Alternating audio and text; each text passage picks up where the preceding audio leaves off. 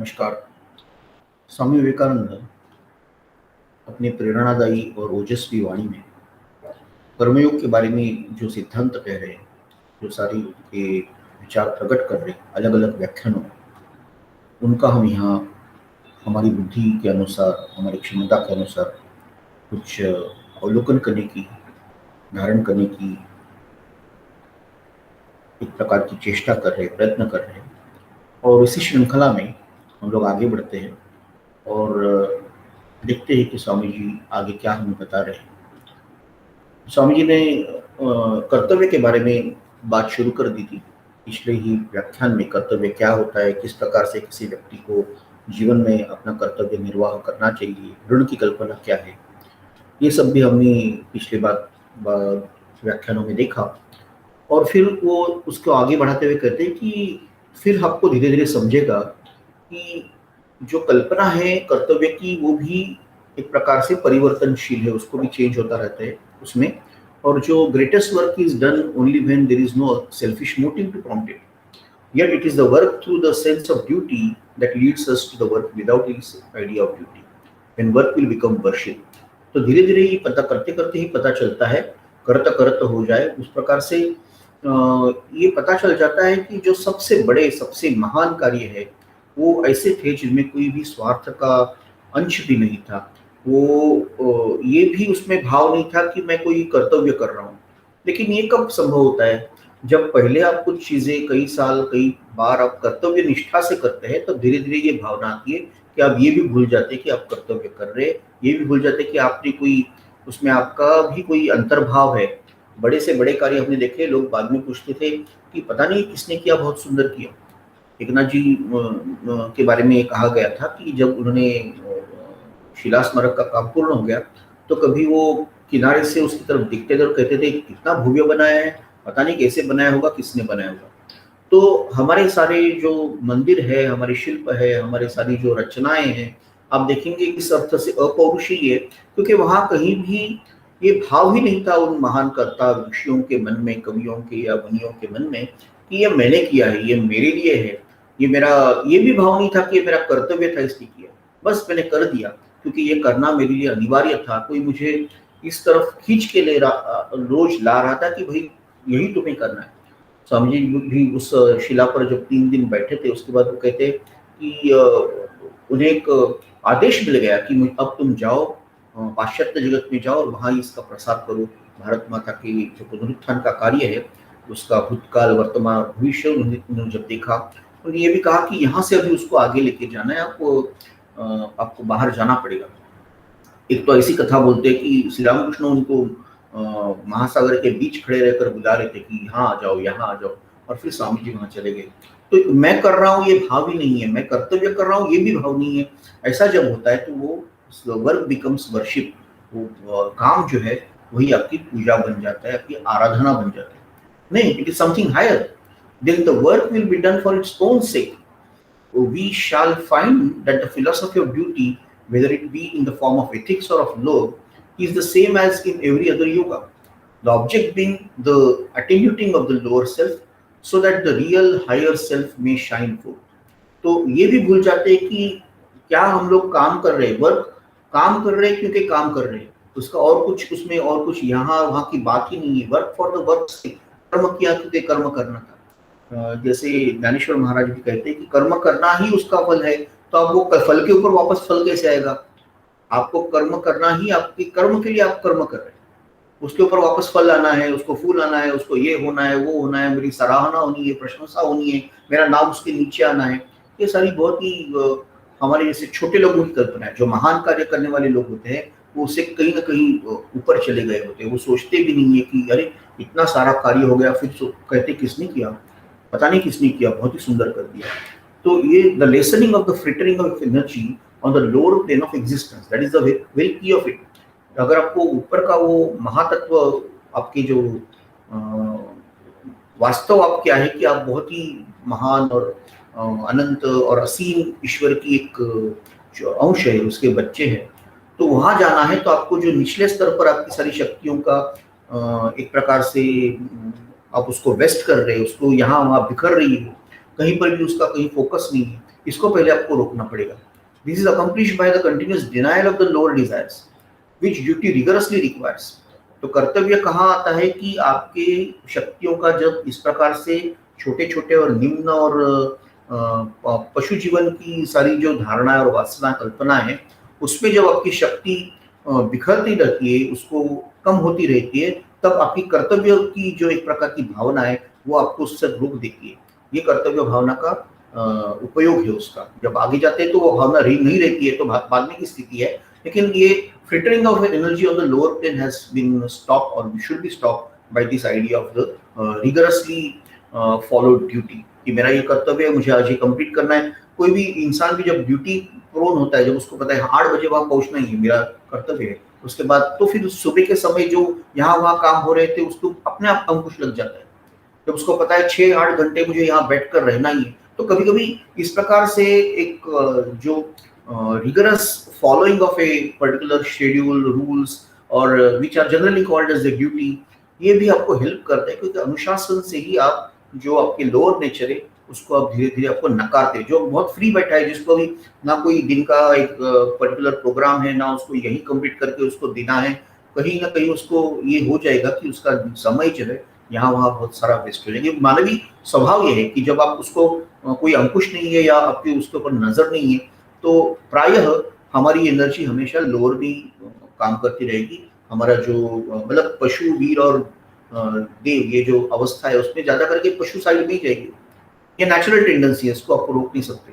और आज तो डिजिटल मीडिया और सोशल मीडिया में ऐसा हो गया है कि आप एक चीज देखते रहे तो उसमें सारी एनर्जी आगे आगे आगे आगे, फिर पता चलता है अरे मैं एक 15-20 मिनट से सिर्फ कुछ देख रहा था, लेकिन पता नहीं कहाँ मेरी सब शक्ति चली गई। उसका कोई आउटपुट कुछ नहीं है, उसमें से कुछ मुझे ना मिला, ना मैंने कुछ खोया, कुछ नहीं हुआ।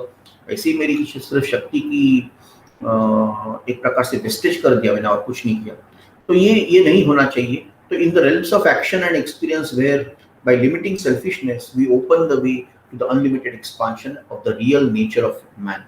जब आप ये कॉन्शियसली अनकॉन्शियसली हर जगह से, जब पूरी सोसाइटी का व्यवस्था ही इसलिए है कि इस प्रकार से वो डेवलप की गई है कि जब भी कोई काम कर रहा है, हर नागरिक हर घटक उसका जब काम करता है और अनुभव लेता है, तो उसको उसके स्वार्थ को उसमें सीमित करने की, उसको कंट्रोल करने की उसमें कुछ सुविधा होनी चाहिए। उसके लिए उसको कुछ पुश होना चाहिए कि आप वैसे करो, ताकि उसका जो स्थायी भाव है, उसका जो यथार्थ, उसका जो देवी स्वरूप है, उसकी तरफ जाने के लिए ये समाज व्यवस्था आपको मदद करती है। भारत की व्यवस्था ऐसी है कि हर व्यक्ति को जो जो काम दिया है, वो काम से ही वो धीरे धीरे अपना स्वार्थ खोने लगता है, उसको भूल जाता है, और अपना जो पशु जगत का जो हमारी एक प्रकार की भूख या वासनाएं हैं, उनको नजरअंदाज करके उस भावना से वो ऊपर चढ़ते जाता है।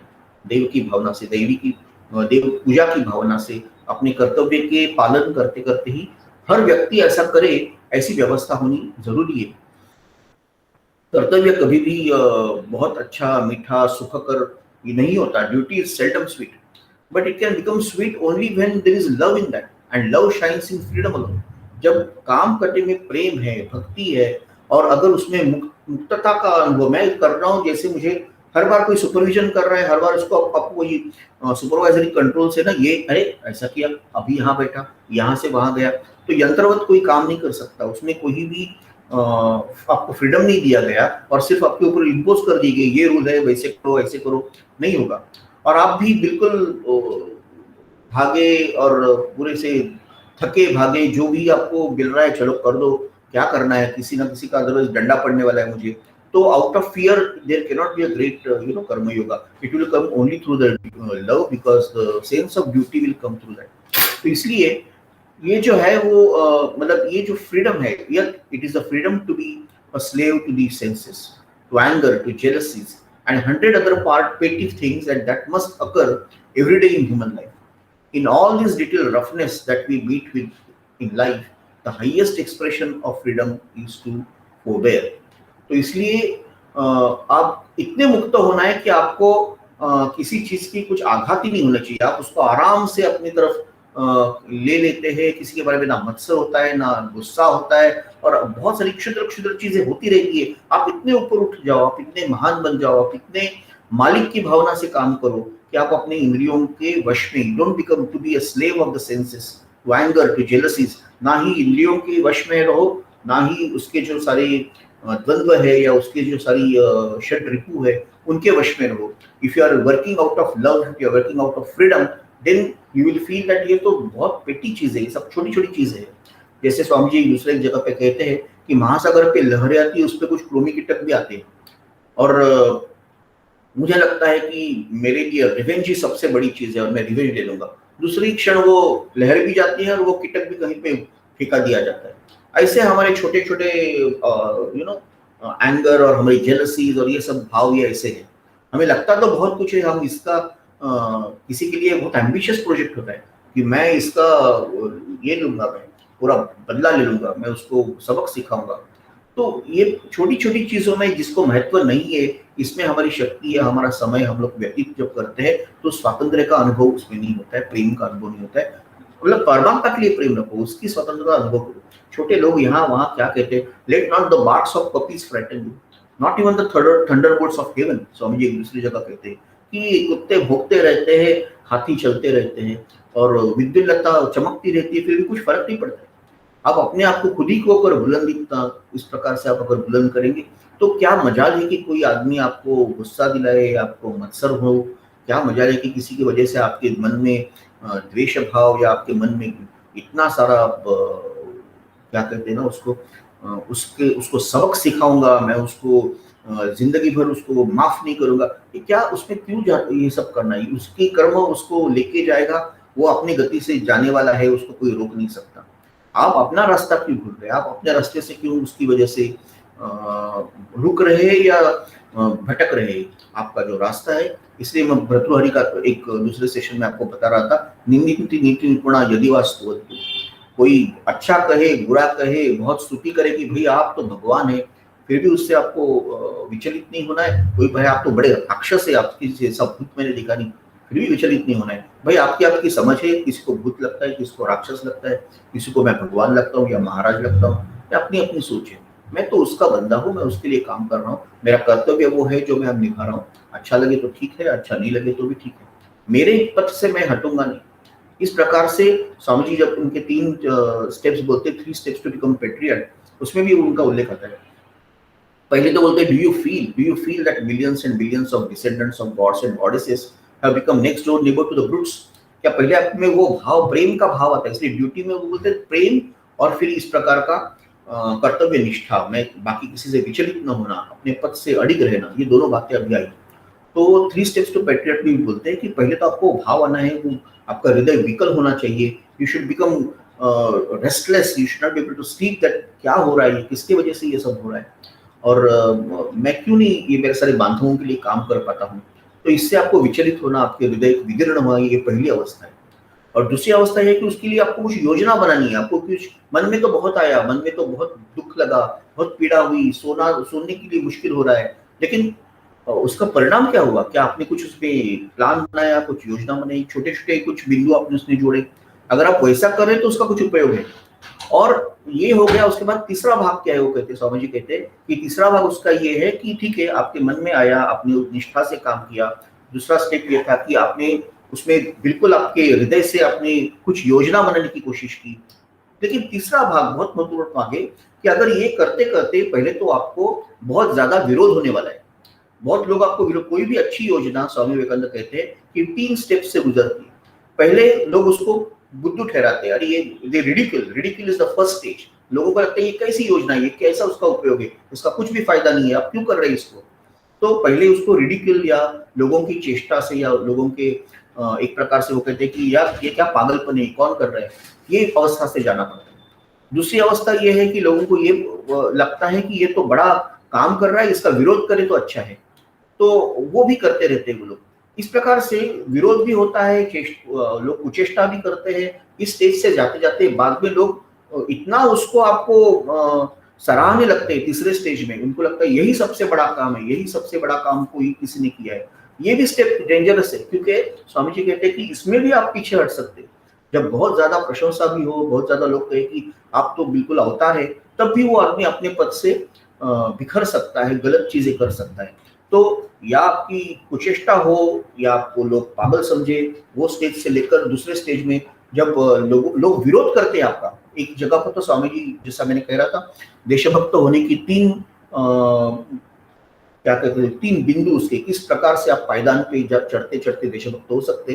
तो ये उसमें वो कहते हैं कि अगर सारा मतलब दुनिया के सारे लोग हाथ में शस्त्र लेके, तलवार लेके अगर आपके सामने आए और आपको बोले कि ये बंद करो नहीं तो मैं आपको मार दूंगा, तब भी क्या आप अपना काम करते रहेंगे? अगर आप करते रहेंगे तो फिर आप अपने कर्तव्य के पथ पर आप सही जा रहे हैं। आप सच में देशभक्त होने की दूसरी चरण है, ये दूसरा पायदान है जिसपे आप धीरे धीरे बढ़ रहे हैं, इस प्रकार स्वामी विवेकानंद कहते हैं।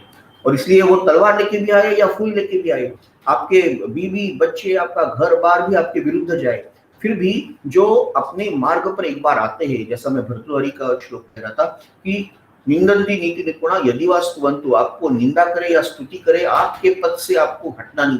लक्ष्मी आ जाए या फिर कभी भी ना आए, मैं सबसे गरीब हो जाऊं या सबसे अमीर हो जाऊं, मैं आज ही मर जाऊं या मैं 100 साल के बाद मुझे भी चिरंजीव में रह जाऊं, कुछ भी हो, कुछ भी स्थिति में, जो एक बार मैंने कर्तव्य निष्ठा से मेरा मार्ग चुना है, जो एक बार मैंने समझ लिया कि ये काम मुझे करना है, तो उससे मैं एक पल के लिए भी अपनी दृष्टि से उसको दूर होने नहीं दूंगा, उस पद से मैं जरा भी यहाँ वहां भटकूंगा नहीं। इस प्रकार से वो सारे उसकी जो वो मार्ग की जो सारी विशेषता है, उसमें जो कठिनाइयां, इसके बारे में हमें बताते हैं। इसलिए कर्मयोग के उनके जो भाग है वो इसलिए बहुत ही महत्वपूर्ण है। और इसमें वो आगे ये भी कहते हैं कि duty is sweet only through love and the love shines in freedom alone, and yet is it freedom to be the slave of to the senses, to the anger, to the jealousies and 100 other petty things. इस प्रकार से वो कर्मयोग में बहुत अच्छी तरह समझाते हैं कि कर्तव्य तो हमेशा वो कभी भी इतना मधुर नहीं होता, वो हमेशा एक प्रकार का रूटीन बन जाता है, लेकिन जब उसमें भक्ति होती है, उसमें प्रेम होता है अपने कर्तव्य के लिए, निष्ठा होती है, तब उसमें भी आपको मधुरता मिलती है। इस प्रकार से स्वामी उसको आगे अपने व्याख्यान में बता रहे हैं।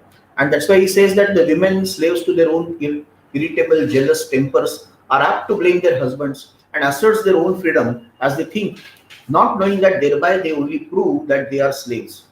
So it is with husbands who eternally find faults with the wives.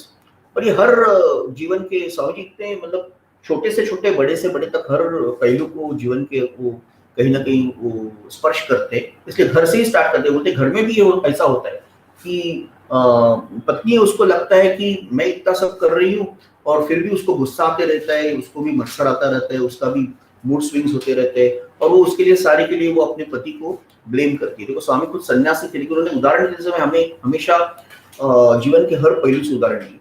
और पति को भी लगता है कि मैं इतना सब कर रहा हूँ लेकिन हमेशा मेरी पत्नी में उसको कुछ खोट नजर आती है।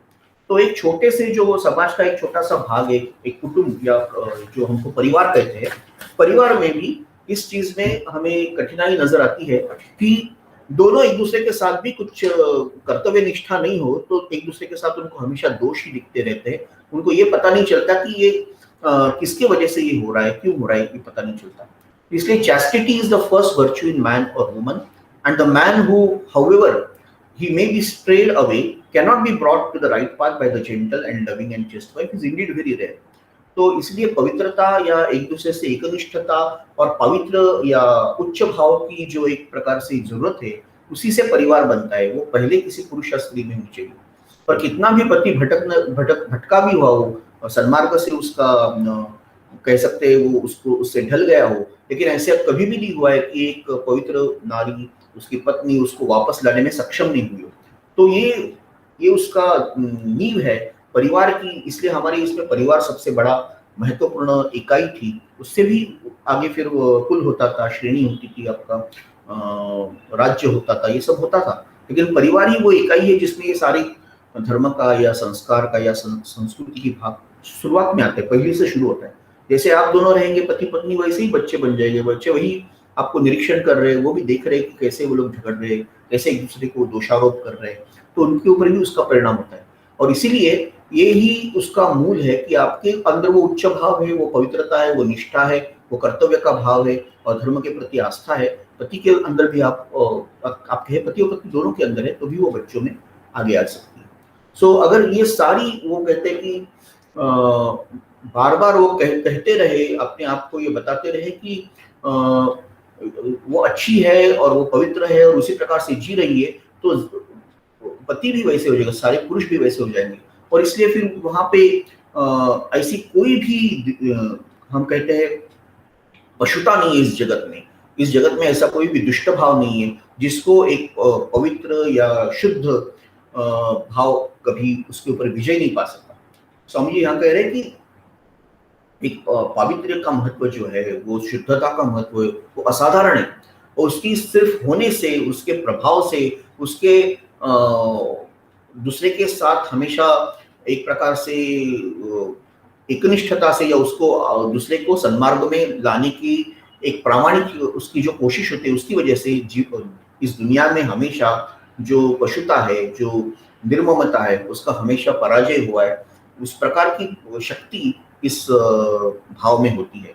और इसीलिए हमारी माताएं, हमारे जो घर के जो गृहिणी है, वो हमेशा इस घर को इकट्ठा रखती थी अपनी सती भाव से, अपने सुंदरता, उनके विचारों की सुंदरता से, उनकी जो सारी संस्कृति आई है वो इसी प्रकार से आ गई। इसलिए यहाँ से हमारा मतलब मातृशक्ति की पूजा, देवी रूप में भगवान की पूजा, यहाँ से लेके जो कुटुंब में जो सारी संस्कृति का रहना है, संस्कारों का रहना है, यहाँ तक हमारे स्त्री शक्ति का हमें यहाँ पे महत्व नजर आता है। स्वामी जी उसके बारे में बताते हैं। तो इसलिए एक जो आगे उसका और विवरण करते हैं कि कितना भी वो कैसा भी उसमें नीच भाव हो, पशु भाव हो, लेकिन उसी प्रकार से उसको अच्छा बनाने की क्षमता भी उसका जो मातृ रूप है, उसका जो आदि शक्ति का जो उसमें उसके घर में ही एक रूप है, उसके स्त्री के रूप में, वो उस प्रकार से रह सकती है। और इसीलिए the attitude of a mother towards all the men will grow so great in the power of her purity that there cannot be a single man, however brutal, who will not breathe an atmosphere of holiness in her presence. तो ये attitude या ये भाव इतना कुछ स्त्रियों में बड़ा हो जाता है, इतना प्रभावशाली हो जाता है कि दुनिया का कोई भी पुरुष जो है वो कितना भी पशुतुल्य ना हो, लेकिन उसके संस्कार में या उसके सानिध्य में आने के बाद, उसके सत्संग में आने के बाद, ऐसी स्त्री का केवल होना, उसका देखना, उसका स्मित हास्य करना एक पवित्रता से भर देता है सारे वातावरण को। और कोई भी गलत काम सोच नहीं सकता है, किसी भी चीज के बारे में वो नीच दृष्टि से देख नहीं सकता है। इतनी क्षमता, इतनी बड़ी शक्ति उसमें है, ये स्वामी जी यहाँ कहते हैं। तो इसलिए अपनी पत्नी छोड़ के सारे महिलाओं की तरफ जो पति है उसको इसी प्रकार दिखना चाहिए कि या तो मेरी माता है, या मेरी बहन है, या मेरी बेटी है। और जो इंसान चाहता है कि वो धर्म को सिखाए, उसको हर हर महिला को अपने माँ के जैसे देखना चाहिए, उसी के करना। उसका ये बहुत मुश्किल है कि आज के युग में ऐसा कहना भी एक, लेकिन स्वामी जी खुद वैसे थे। स्वामी जी ने उस प्रकार के उनके जीवन में भी हमें कई प्रसंग मिलते हैं जब उन्हें किसी महिला ने ऐसा कहते हैं कि पाश्चात्य जगत में, जब अमेरिका में थे, उनकी वाणी, उनका ओजस्वी सारी कांति और उनका इतने सुंदर थे वो, इतना पौरुष से शक्तिमान, और जिसको आज की भाषा में हम लोग बहुत ही अच्छे दिखने वाले एक पुरुष, जिसके बुद्धि में भी बहुत बड़ा तेज है, वाणी में इतनी तेज है। तो महिलाएं दुग्ध हो जाती थी, उनको लगता था कि इससे क्या और क्या देखना है, इसको देखने से ही प्यार आ जाता है। तो ऐसा कहा जाता है कुछ व्याख्यानों के बाद, तो वो पूरा मतलब छलांग लगा के कुछ महिलाएं दौड़ के आती थी उनको मिलने के लिए, जस्ट उनके साथ खड़े रहने के लिए।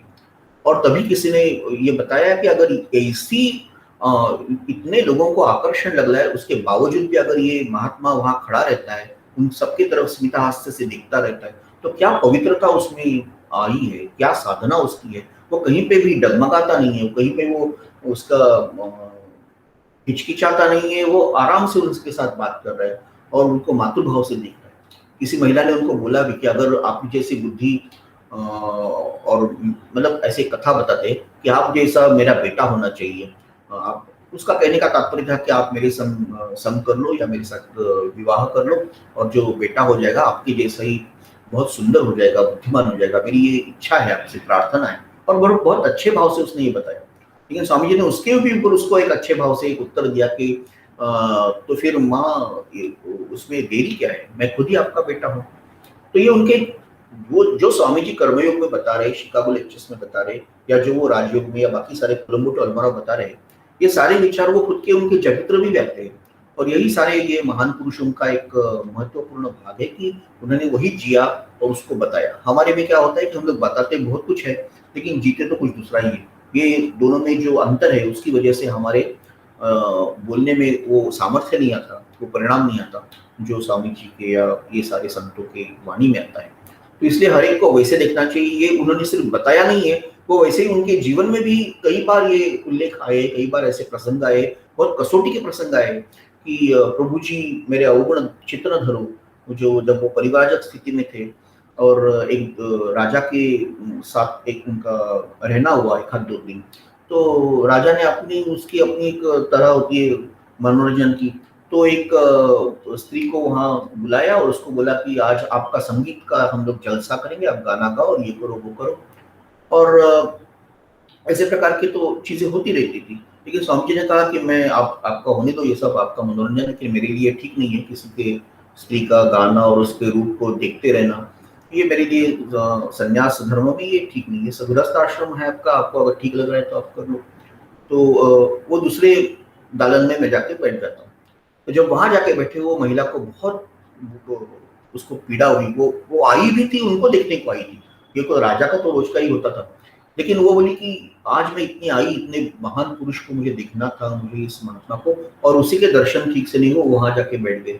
ये मैंने क्या इतना पाप किया है, मैंने इतना क्या, मेरे जीवन इतना ऐसा तो दुर्भाग्यशाली क्यों है कि जब किसी को इसे ऐसे महापुरुष को देखने की जब अवसर भी आता है तो वो भी मुझसे छीना जाता है। फिर उसने बहुत ही आर्त स्वरों में गाना गाया कि प्रभु जी मेरा अवगुण चित्त न धरो, मैं मैली हूँ, लेकिन आपका सौभाग्य होगा, आपका दर्शन होगा, आपकी कृपा होगी तो मैं भी वापस एक बार, जैसी गंगा मिलती है सागर में, तो गंगा कौन सी और नदी नाले का कूड़ा पानी कैसा, हर कुछ एक ही जैसा हो जाता है, तो मुझे भी आपके शरण में ले लो। इस प्रकार बहुत सुंदर गाना। फिर स्वामी जी के आंखों से आंसू आ गए।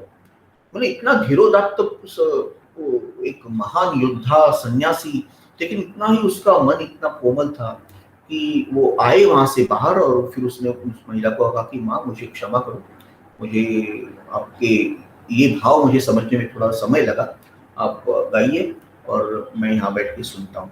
तो ये जो एक this is a grand way of changing even the rules as they are required, because sannyasi should not listen. Yes, he knows it very well, but when it is important to address this particular situation, you should know that the dharma does not, the great persons do not follow the dharma follows the great persons. ऐसे श्री राम जी के भी चरित्र में आता है कि मैं धर्म को नहीं निभाता हूँ, धर्म मुझे, मैं जो करता हूँ वो बाद में धर्म बन जाता है। तो इसी प्रकार से उनकी रचना होती है। The position of the mother is the highest in the world. There is one place in which to learn and exercise the greatest unselfishness. The love of God is only love that is higher than mother's love. All others are the lower loves. And it's the duty of the mother to think of her children first and then of herself. तो ये माँ के आदर्श का हमारे यहाँ एक सर्वोच्च बिंदु है कि भगवान का ही एक प्रेम होता है जो इससे ज्यादा निस्वार्थ होता है। अदरवाइज माँ का ही सबसे ज्यादा निस्वार्थी प्रेम है। अपने पुत्रों या पुत्रियों के बिना उसको कुछ सोचता नहीं है, वही उसके लिए सर्वस्व है। But instead of that, if the parents are always thinking about themselves only, the result is that relationship between parents and children becomes same as that between birds and their offsprings. As soon as they are flesh, they do not recognize any parents. तो बच्चे भी वैसे हो जाते हैं। उनको पता है कि हमारी प्रति भी उन्होंने स्वार्थ से ही काम लिया, तो अभी हम भी बड़े हो गए तो हम उनकी तरफ नहीं देखेंगे। इस प्रकार से एक प्रकार से दोनों में एक व्यापारी संबंध आ जाता है, जो स्नेह का संबंध नहीं होता है। So blessed indeed is the man who is able to look upon woman as the representative of the motherhood of the God. Blessed indeed is the woman to whom man represents the fatherhood of God. Blessed are the children who look upon their parents as divinity. तो ये आदर्श परिवार की ये 3 व्याख्याएं वो करते हैं। और ये आज के ज़माने में थोड़ा सा ऐसा लगेगा कि ये सच है या बस ऐसे ही बनाया गया है, लेकिन ये सच था, ऐसे लोग जी रहे थे। स्वामी जी का खुद जीवन ऐसा था, और जिनके पास उन्होंने ये सारा ज्ञान प्राप्त किया, श्री रामकृष्ण और शारदा माता भी वैसे थे, उनका जीवन भी उतना ही आदर्शवत था, इसलिए स्वामी जी भी इतने बड़े हो गए। तो ये तीनों एक ही कह सकते हैं कि एक ही ईश्वर की लीला के ये 3 रूप है कि वहाँ श्री रामकृष्ण है, पवित्रम चरितम यस्या पवित्रम जीवनम तथा, ऐसा वर्णन कर जिनका करते वो शारदा माता है, और उन दोनों के मानस पुत्र, उन दोनों का काम आगे लेके जाने वाले स्वामी विवेकानंद भी है। तो सो आगे कहते हैं कि the only way to rise is by doing the duty next to us and thus gathering strength to go on until we reach the highest state। तो अभी जहां है वहां से अपना कर्तव्य करते जाओ और फिर धीरे धीरे इस ऐसी शक्ति पाओ कि आपको आगे आगे की चीजें अपने आप दिखाई देगी। तो इसके लिए कहते हैं कि एक सन्यासी थे, एक कथा कहते हैं, और वो चलते चलते एक पहले भी एक सन्यासी की कथा आई थी जो each is great in own place करके, लेकिन ये थोड़ी अलग है और ये भी बहुत सुंदर है।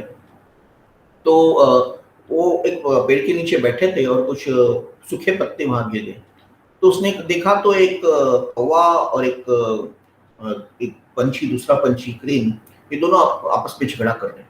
इसको बहुत गुस्सा आ गया, वो बोले कि क्या है ये, तुम नीचे गिर गए सब, ये पत्ते मेरे सर पर गिर गए, तुम दोनों झगड़ा कर रहे हो, ऊपर शोभा नहीं देता है ये आपको। तो इसलिए फिर उसने ऊपर बहुत ही गुस्से से देखा, क्रोध से देखा ऊपर, और उसकी पावर, उसका योग सामर्थ्य ऐसा था कि जैसे ही ऊपर देखा, वो दोनों बेचारे पंछी थे वो तुरंत जल गए और उनकी राख हो गई। वो just they burn the birds to the ashes. उसको बहुत अच्छा लगा, देखो मेरा योग का, मेरे तप का क्या सामर्थ्य है, क्या मुझे भी शक्ति आई है कि फूले नहीं समाया वो। He was overjoyed at this development of power because he was not aware, he was just doing sadhana. This was the first realization that he has got some great power to change the things in the physical universe. You know, he had the spiritual power developing, but it can have an effect over the period of time। सिद्धि आ जाती है ऐसी कि आप करते हैं वैसा हो जाता है, आप देखते हैं तो गुस्से से ही कुछ हो जाता है। तो उसको लगा कि हाँ अभी मेरी प्रगति हो रही है, क्योंकि सिर्फ मेरे देखने से ही हो गया। फिर थोड़ी देर के बाद वो आगे गया और एक घर के पास खड़ा हो गया। He just stood in front of a door and for begging his bread, because that is what sannyasi is supposed to do, and just ask for the bhiksha. So he went there and said, "Mother, give me food." But the voice came from inside and said that wait a little my son। वो जो गृहिणी थी, वो जो home maker या जिसको हम कहते हैं गृहलक्ष्मी थी, उसने कहा कि थोड़ा धीरे धरो, थोड़ा रुक जाओ, because I'm just taking care of my husband who is not well, and I will come when you know sort of when I'm done with I will come there। लेकिन ये जो यंग सन्यासी था, अपना ही अपना, यहाँ स्वामी जी का चित्र नहीं लगाना है, लेकिन हम पूरी श्रृंखला ये स्वामी जी की, इसलिए बीच में चित्र आ रही है। सन्यासी स्वामी जी जैसा नहीं था, ये बिल्कुल ही बचकाना और अधपक्का जैसा बोलते ना, आधा पक्का हुआ आधा कच्चा, इस प्रकार से वो था। तो वो गया, लेकिन सन्यासी परंपरा हमारी ऐसी कि आपको भिक्षा लेके ही खाना खाना है, इसलिए स्वामी जी ने भी वो धर्म निभाया, बहुत भली भांति निभाया, इसके जैसा नहीं थे, वो तो परिपूर्ण थे। लेकिन ये थोड़ा सा आधा मुदा, आधा बन गया नहीं, ऐसा पात्र था। तो उसके मन में आया कि क्या महिला है, खुद को क्या समझती है, उसको पता नहीं है मुझ में क्या सामर्थ्य है, अभी तक मेरी क्या पावर है, मुझे आपको पता नहीं है। ऐसा उसके मन में विचार आया। उसके मन का विचार भी उसको अंदर बैठ के उस गृहिणी को पता चल गया, और उसने तुरंत अंदर से आवाज दी कि बेटा ऐसा सोचो भी मत कि तुम्हारी शक्ति का तुम ये इस्तेमाल यहाँ करोगे, कि क्योंकि ना तो मैं वो उतनी वो कौवे जैसी या वो सारे जो चिड़िया जैसी और कोई मैं पक्षी हूँ, और ना ही मैं तुम्हें ये करने दूंगी। तो तब उसको एकदम अचरज आ गया, उसको बिल्कुल ही आश्चर्य हो गया कि ये तो मेरे मन में छोटी सी कल्पना या विचार आया था, उसको कैसे समझाई। और उसको ये भी समझा कि मैं अब क्या करके आया हूँ। इसके थोड़ी देर पहले मैं जंगल में था, वहां मेरे एक दृष्टिक्षेप से वो दो पंछी थे वो मर गए। तो उसको ये इसको कैसे समझा, ये उसको बहुत अचरज लग गया, और वहीं पे वो मौन स्तब्ध हो गया। वो उसको आने दो, फिर ये सवाल शायद पूछेंगे। तो आने के बाद उसने उसका चरण स्पर्श किया और बोले कि माँ ये सब आपको कैसे समझा, आप मुझे बताइए। तो वो जो गृहिणी थी वो बोली कि मेरे बेटे आप सुन लो कि आपका योगा और आपका सारा वो शास्त्र उसका सब मुझे ज्ञान नहीं है, लेकिन मैं एक सामान्य गृहिणी हूँ और मेरा जो कर्तव्य है, I made you wait because my husband is ill and I was nursing him. All my life I have struggled to do my duty, and when I was unmarried I did my duty to my parents. Now that I am married I am doing my duty to my husband, and that is all yoga which I practice. But by doing my duty I could get this all illumination, I could get this power, I could read your thoughts। तो वो वही कहती है कि मेरे सिर्फ मैंने कर्तव्य किया है। मैं जब छोटी थी तो पिता के घर में उसके उसके जो कर्तव्य थे वो मैंने किए बेटी समझकर। यहाँ आ गई तो पति के लिए जो कर्तव्य बच्चों के लिए वो कर रही हूँ। मैंने आपके जैसा योग ये और साधना भी इतना जंगल घूमना ये नहीं किया है, लेकिन तभी भी मुझ में भी वही सारी शक्तियाँ आई है जो आप में है। और उसमें आप में तो खाली शक्ति आई है, लेकिन मेरे में तो संयम भी है कि उसको यूज करना है कि नहीं करना है। तो इसलिए ये श्रेष्ठ योग मैं सीख गई हूँ। इसलिए आप कोई भी इस प्रकार की गलत भाव या गलत विचार करके मुझे पीड़ा देने की कोशिश भी मत करना, सोचना भी मत। तो बिल्कुल वो शरण हो गया और बोला कि आज में समझ में आ गया मुझे कि सिर्फ त्याग कर कर संन्यास धर्म कर कर नहीं होता है। जो गृहस्थ है उसका जो गृहस्थ धर्म और उसका जो कर्तव्य है, उसका जो कर्म योग है, उसी से भी एक गृहिणी भी उसी ऊंचाई या ज्यादा ऊंचाई पर जाकर जा सकी जहां इतने प्रयास से मैं गया। और फिर then he asked that where you have learned all these things. So she says you go to the market if you want to know more. There is a vyadha, that means a low, very low, considered as to be very low in the type of work people who will work as a hunters and butchers. So he belongs to that category. He is a hunter and a butcher. वो शिकारी है और बाद में वो खाटी मतलब वो बाजार में मांस बेचने वाला, मांस काट के बेचने वाला, ये दोनों काम वो करता है। मतलब जंगल से मार के लाओ और यहाँ पे काट के लोगों को बेचो, वो आपको बताएगा। ये लगा कि ये क्या हो रहा है, मतलब भगवान आप मुझे आज क्या दिखा रहे हैं। तो गृहिणी से पहले सिखाया और अभी तो ऐसे आदमी के पास जाना पड़ेगा, उसका काम ही इतना खराब है। तो why you are sending me there, let me just understand. But then he goes there and then he says when he goes there, the man doesn't even look up. He says, let me finish my work. Have you been sent by that particular lady? Okay, just sit for some time, let me finish my business. So सन्यासी thinks that कहाँ से कहाँ आ गया मैं भैया, ये क्या मतलब is it this place where I'm going to learn now after so much tapas in the forest, so much austerities I had. Now I'm in the middle of this particular the place where the animals are being cut and very horrific place. I cannot even stay here for more time because of the smell and the entire view of that blood and the flesh and everything. So वो उसने आराम से उसके काम complete किया, उसकी ध्यान नहीं दिया और पैसे ले दिया। और उसके बाद वो सन्यासी को बोला आइए आप बैठिए मेरे घर में, आइए हम आगे बात करेंगे। तो जब उसके घर में गए, व्यास ने उसको बैठने के लिए दिया और कहा कि आप यहाँ रुक जाइए, मैं अंदर जाता हूँ। और फिर उसने पहले आपके माता पिता जो वृद्ध थे उनका स्नान या उनको कुछ बाकी सब करना था वो कर दिया। और फिर वो सन्यासी के पास है और बोला कि हाँ अभी बोलिए, अभी मैंने अपना घर का काम, मेरा कर्तव्य, पिता माता का कर्तव्य किया है, बाजार में जाके मेरा जो गृहस्थ धर्म था वो भी मैंने कुछ व्यवसाय किया है, मेरा अर्थार्जन किया है, अभी आप बताइए क्या है। तो सन्यासी उसको कुछ he asked some questions about soul and God and Vyadha gives him all the lectures on that, which is a part of the Mahabharata. It is called as the Vyadha Gita. So Swamiji is quoting that one of the highest flights of Vedanta are told by this Vyadha. So you can imagine the sannyasi got astonished and he said, why are you in this body, sir? You seems to be a great realized soul with so much of knowledge. You should not remain in the Vyadha body. Why are you doing this filthy work, this ugly work?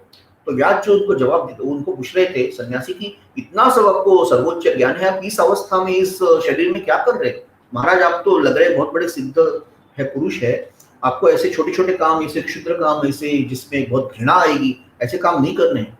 तो फिर उसको जवाब में व्यास कहते हैं, जिसमें व्यास गीता जो महाभारत का भाग है, तो वो उसको कहते हैं कि कोई भी duty ugly, there is no duty which is ugly, there is no duty which is impure. My birth placed me in this circumstances and environment. In my boyhood, I learned this trade. I am totally unattached. I am doing it as my duty. So when you try to do your duty as a householder, I try to do everything which is required for that. I can make my mother and father happy. I don't know your yoga. Again, he tells the same thing. I don't know your shastra. इसका मतलब ये है, शास्त्र के पठन से कभी-कभी लोगों को अहंकार आता है, उनको लगता है कि एक कर्मठता आती है, लेकिन उससे भी महत्वपूर्ण है कि आप किस प्रकार से उसको जीवन में लेके आ रहे हैं। छोटे-छोटे आपके जो स्थान है, आपके काम है, उससे अलिप्त होकर, अनअटैच होकर आप किस प्रकार से अपना कर्तव्य निभा रहे हैं और उससे से एक सीख आपको मिलती है, आपको ज्ञान प्रकट हो जाता है। What is important is that sthiti. That is a position which is very important. Not simply trying to become very puritanistic that it should be like this only and that only. If you use this finger, it is wrong. That finger is wrong. So people go in too much of minute and nitty-gritties of the things, but sometimes miss the real content of it. उसका जो context और content है वो miss कर देते हैं और उसके जो पर्टिकुलरिटीज और पिक्युलरिटीज है उसमें ही फंस जाते हैं।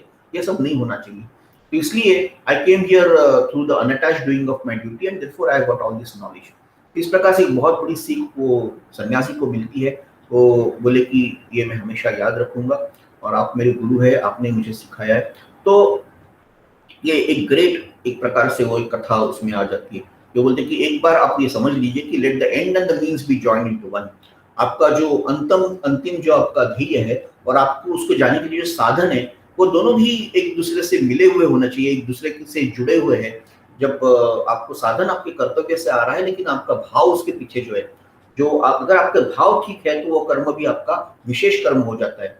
विनोबा जी उसको विकर्म कहते हैं। तो इस प्रकार से आपकी आपकी उसी गति से, उसी काम की वजह से आप कई चीज़ों को हासिल कर पाएँगे। तो ये व्याध और वो जो गृहिणी की कथा है, उसमें ये बताया गया है कि duty with the cheerfulness and the wholeheartedness, the result is going to be always illuminated and clearly shows that the right performance of the duties of any situation without attachment to the results will give you highest realization of the perfection of the soul.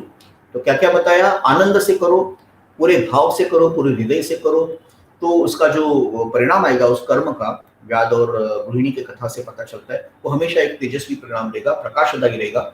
और इसमें ये भी पता चलता है कि अगर आप अपने कर्तव्य अच्छी तरह से करेंगे, किसी भी स्थिति में आपको जीवन जो मिला है उसमें, और उसमें अगर आप अलिप्तता से करेंगे, उससे निर्लेप रहेंगे आप, फल की अपेक्षा नहीं करेंगे, तो उसी से आपको आत्मज्ञान मिल सकता है। आप बिल्कुल उसमें आत्मज्ञान की चरम सीमा तक जा सकते हैं, किसी दूसरे को गुरु भी बन सकते हैं, दूसरे के सन्यासी के भी आप गुरु बन सकते हैं, इतना आपको ज्ञान मिलता है। तो ये जो और सिद्धि के बीच में नहीं फंसना, ये भी उसमें आता है कि आप छोटी-छोटी सिद्धियाँ तो मिलती रहती है, लेकिन ये आपका मकसद नहीं है। आपका जो अंतिम ध्येय है, वो किसी चमत्कार करना या किसी सिद्धि का प्राप्त करना नहीं है, बल्कि आत्मज्ञान का प्राप्त करना, उससे निर्लेप रहना, उससे सारी सृष्टि के प्रति एक दया भाव, किसी को पीड़ा, मेरी सिद्धि की वजह से किसी को अगर मृत्यु आ रहा है, तो ये सिद्धि क्या काम की है? तो इस प्रकार की एक नम्रता और सृष्टि के प्रति प्रेम भाव भी उसमें अधोरेखित हो जाता है। तो इसलिए हमारे जो कर्तव्य है वो to a large extent, then we are willing to grant. Our duties are determined by our desires. So, and this competition is there, so it roses envy. It kills the kindliness of the heart. To the grumbler of all duties, who is grumbling, all the duties are distasteful. Nothing will ever satisfy him, and his whole life is doomed to prove a failure. सो जब हमारी वासनाओं की वजह से, हमारी अतृप्त इच्छाओं की वजह से हमारे कर्तव्य निर्धारित होते हैं, तो उस समय ये हो जाता है कि हम एक प्रकार से मत्सर से ग्रस्त जाते हैं, संघर्षमय रहते हैं, दूसरे के साथ हमेशा तुलना करते रहते हैं। हमारे मन का, हमारे हृदय की जो एक प्रकार की दया भाव या आर्द्रता है, वही नष्ट हो जाती है। और ऐसे लोग हमेशा कोई भी काम दे दो उसके बारे में उसको गलत ही सोचते हैं, उनको उसमें मजा ही नहीं आता है, उसको लगता है कि इसमें कुछ है ही नहीं, एक छोटा फालतू काम मुझे मिल गया है, कभी भी उनको आनंद मिलता है। ये ऐसे लोग हमेशा असमाधानी ही रहते हैं और सारा उनका जीवन इस प्रकार से, एक प्रकार से पराजयों की श्रृंखला बन जाता है। उससे अच्छा है कि जो भी आपको मिला है, आपका कर्तव्य, उसी से आप धीरे धीरे और अच्छे अच्छे कर्तव्य ढूंढते जाओ। आपका जो कंधा है, स्वामी जी से being ever ready to put our shoulders to the wheel, then surely shall we see the light.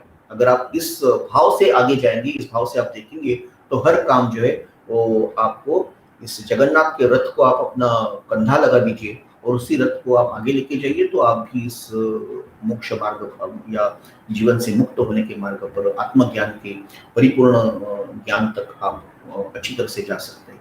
तो हम जब दुनिया को मदद करते हैं, तो हम दुनिया की नहीं, हम अपनी मदद करते हैं। ये बात आगे जाके स्वामी जी समझाते हैं, जो हमारे अगले सेशन में जैसे हम जाएंगे, तो उसके बारे में हम लोग ज़्यादा विवरण करेंगे। तो इस प्रकार से कर्मयोग के भी जो अलग अलग पहलू है, उस पर बहुत ही सटीकता से, बहुत ही सुंदरता से और बहुत सारे कथाओं का मिश्रण करके स्वामी जी ने अप्रतिम एक अपनी श्रृंखला बनाई है, जिसका हम आस्वाद देने की, उसका अभ्यास